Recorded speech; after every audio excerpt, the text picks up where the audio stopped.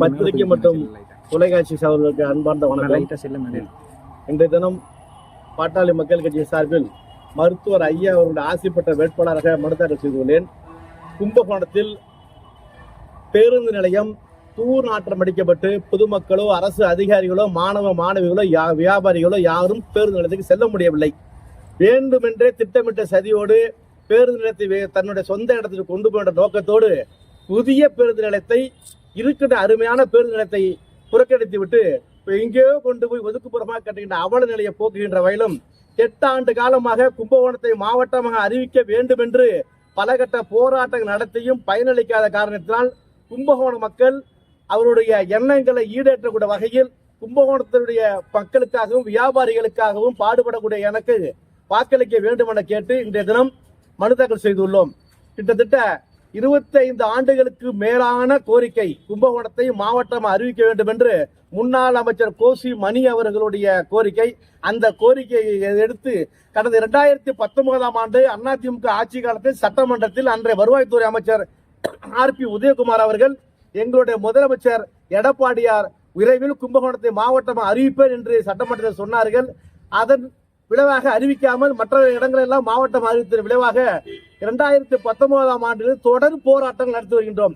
அன்றைய காலகட்டத்தில் எங்களுடன் சேர்ந்து இணைந்து போராடிய இன்றைய உயர்கல்வித்துறை அமைச்சர் கோபி செழியன், கும்பகோணம் சட்டமன்ற உறுப்பினர் சாக்கோட்டை அன்பழகன், மாநிலங்களவை உறுப்பினர் S கல்யாண சுந்தரம், நாடாளுமன்ற உறுப்பினர் ராமலிங்கம் எல்லாம் சேர்ந்து போராடினார்கள்.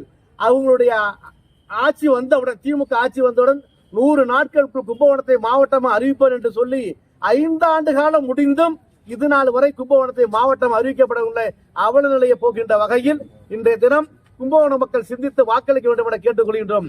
தமிழகத்தினுடைய நெற்களஞ்சியம் தஞ்சை மாவட்டம்.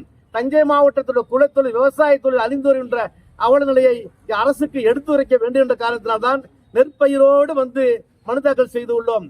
தஞ்சை மாவட்ட விவசாயிகள் சேற்றில் கை வைத்தால்தான் தமிழக மக்கள் சோத்தில கை வைக்க முடியும் என்ற பழமொழி உண்டு.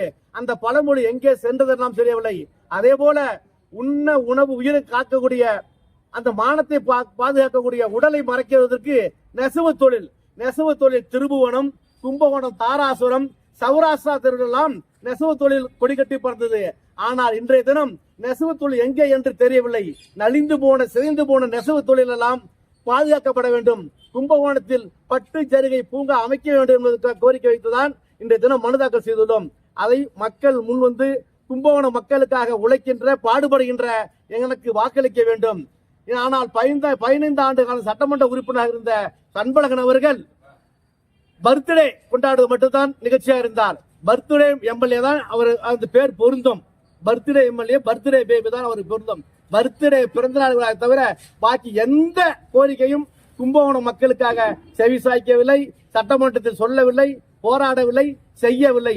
குறிப்பாக கும்பகோணம் பேருந்து நிலையம் இருக்கின்ற இடத்திலே இருக்க வேண்டும் என்பதற்காக தான் நாங்கள் மனு தாக்கல் செய்துள்ளோம். கும்பகோண மக்கள் உணர்ந்து வாக்களிக்க வேண்டும் என்று கேட்டுக்கொள்கிறோம்.